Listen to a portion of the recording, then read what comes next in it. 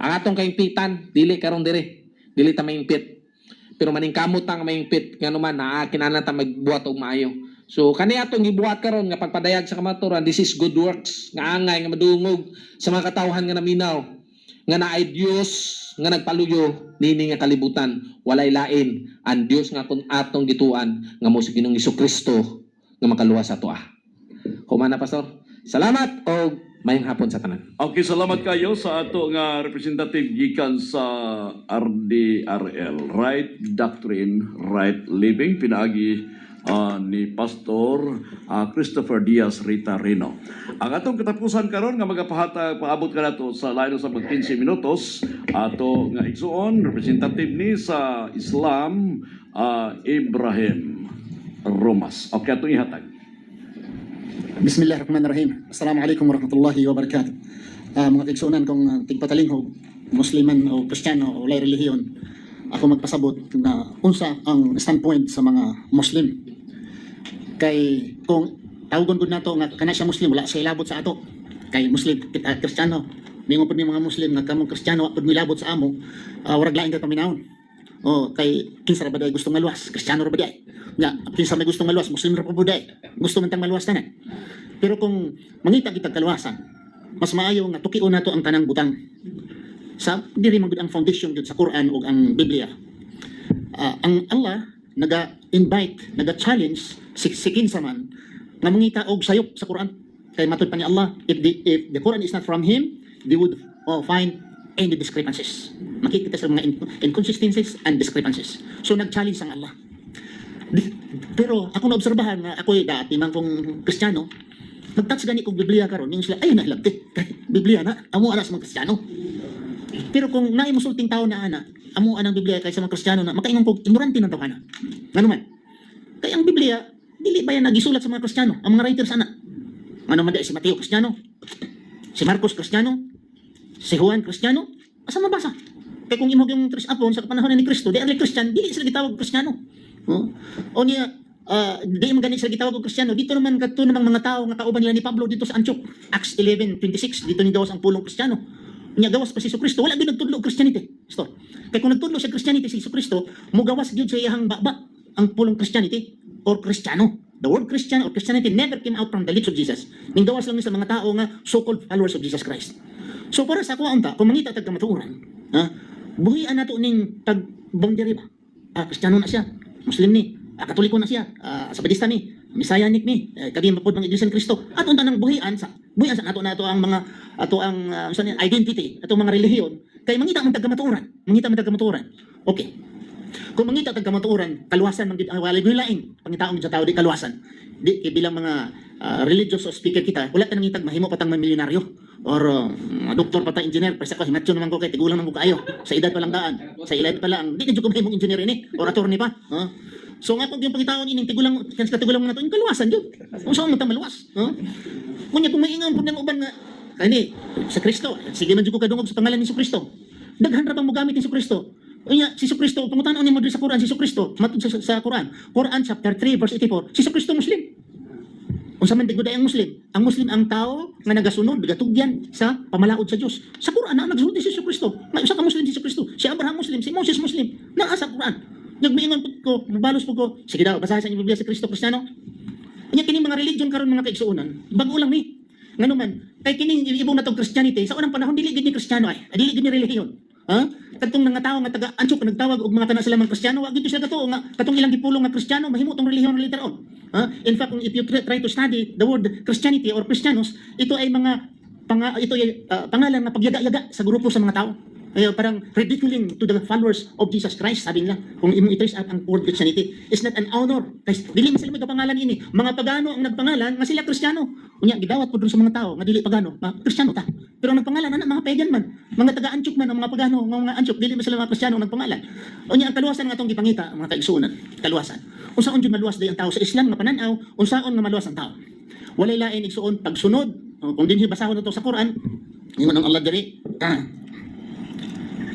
ingon ng Allah wal asri sa katapusan sa panahon innal insana lafil khusr na ang tao gayud lugi nga lugi illa alladhina amanu gawas lang ni adtong mga tao nga dunay tinuod nga pagtuo wa amilu salihat o kadtong mga tao nga salihat nga amano itong pagtrabaho or pag ilang binuhatan nga matuod. Matuod nga pagtuo o matuod nga binuhatan. Wa amilu salihat wa tawasaw bil haq wa tawasaw bis sabr. Kadtong mga tao nga pinangbagay sa matag usa og nagasulti sa matuod kamatuoran og adunay mga pagsabar, pasensya. Mailaha ang kaluwasan. Paano gawas niini igsuon ang kaluwasan ang tao magkasala man gyud. Unya ang tao walay makasasala ang adto sa paraiso sa paniwala sa mga Muslim, walay tao nga makasasala nga makaadto sa paraiso. Ingon ang Allah sa hadith qudsi, if the children of Adam their sins reaches to the sky, and if the sin of the children of Adam like the numbers of the foams of the sea, or like the leaves of the trees, their sins, they will only repent and come to me and worship me alone, I will save them. Luwason ko sila. Basta muduol sila balik sa makagagahom nga si Allah o biyaan ang ilang mga binuhatan ng mga dautan. Mauning gisulti po. Kung basahon nimo ang Ezekiel 18:20-22 mo po. Ang mga dautan kung biyaan ang ilang binuhatan ng dautan, dili na sila mamatay. Ay sabot nga makapot lang kinamoy mo katapusan. Unya kung basahon po nimo din sa Isaiah kinsa man ning naghatag walay lain kundi lang naghimo sa langit ug sa yuta. Kung basahon nimo din sa diri sa Isaiah ingon si Allah or Allah man sa gihapon sa Christian Arabs ingon kung they will only worship me alone. Alone, they will worship me alone. And knowing that I am the only Savior and beside me there is none else, then maluwas sila. Ako, si Jehovah or si Yahweh nagaingon nga ako wala nilain. Kung mutuo sila nga ako manluluwas, maluwas sila. Pero maingon maling uban karon nga gamito nga wala na ilaing kaluwasan. Gawas lang ni Kristo. Maguna. Kay daan sa Old Testament, na may nag-ingon nga ako si Jehovah, ako si Yahweh. Ako ang Diyos bugtong, walay lain nga manluluwas ako. I am the only Savior. Beside me there is none else. Si Yahweh man to. Matupil si Jehovah man to. Kinsa pa'y pangalan? Forget na ni. Bahala na basta. Nagsulting na na bugtong Diyos. Dili si Jesus. Nga nagsulting na kaluwasan. Unya kami mga Muslim, kung mingon nga ang kaluwasan lamang nga to kan Jesus, 31.8 billion Muslim imperno tanan. Kay dili man ni mutuo nga si Kristo, luwason niya ang mga rapist, luwason niya ang mga taong drug addict. Si Kristo matag propeta sa among paglantaw, si Moses, musunod ka ni Moses, naa sa imo ang kaluwasan. Musunod ka ni Abraham, maangkon nimo ang kaluwasan. Musunod ka ni Elijah, maimo ang kaluwasan. Mausab sa kapanahonan ni Kristo, kung musulod ka sa paraiso, wala lain kundi musulod ka sa mga propeta sa kapanahonan nila. Kaya kung maingon gud nga, kung wala nila nagdalag kaluwasan kang kung ka kay Kristo, wala gi-scrap nimo ang tanang mga kuan ba? Propeta, wala ka kadiyot ka ilaw unsa man tong mga propeta, unsa man dito sila? To nagito sa langit ang uban. Si Enoch to na sa langit. Si Elijah to na sa langit. Maingon pagitang wala lain makaadto sa langit, to na sa langit. Ya si Satanas pagani, saka kanaog sa langit. Yang maingon wala makaadto sa langit, gawas lang mo agi ng Kristo. Ya si Satanas, kay sige man to kapandawon sa basa sa hub, basa man. Yang si Satanas sige magsaka kanaog ingon gani ang Dios, di magiging Satanas, si Yuta. Saka kanaog ko dire, nakita ba niyo si Job? Oh, si Satanas lagi. Sa ato pa si Satanas din nga nananghito kan si Kristo, nga moagi sa ni Kristo. Wala pa po si Kristo ng taon panahon na. Unya, kaming mga Muslim igsoon. Dili lang ni ingon nga kami mga Muslim sigurado may ngadto sa langit. Okay? Si Allah ang atong nagsulti. Kay wala ra ba jud kay mabasa sa Biblia nga kung kami Kristiyano langit mo. Mga sulti ra na sa mga tao mga pastor, musunod ta ni Kristo pero wala jud kay usa ka pulong sa Biblia nga nagasulti kung Kristiyano ka, langit ka, si Kristo nagsulti or mga propeta. Pero sa Quran naman, ingon sa Quran chapter 43 verse 69. Alladina amanu bi ayatina wa kanu muslimin. Okay? O kamo mga tumutuo nga nagasulti nga kamo mga Muslimin o kalong Muslimin.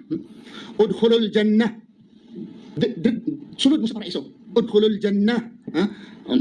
Antum wa azwajukum, kamu ug ang inyong mga kauban tukhbarun. Enter paradise, you and your kind delighted. Kung kamu mga Muslim, musa may Muslim di ay na misuse mo gud ang Muslim pag nga ka Muslim ka, ngidnap ka Muslim ka, abu sayap ka Muslim na ka, terorista ka Muslim ka, sayop man gud na. Kaya pagbuti ipasabot sa usa ka pulong nga Muslim, tao nga nagasunod sa balaod sa Dios. Sa laktod nga pagkasulti, Dios nun ka nga tao. O maning kamo ta. Dili ta ako Dios nun ko dili na wala na sa mga. Makasala ka anak, kumingon ka, ako Dios nun ko.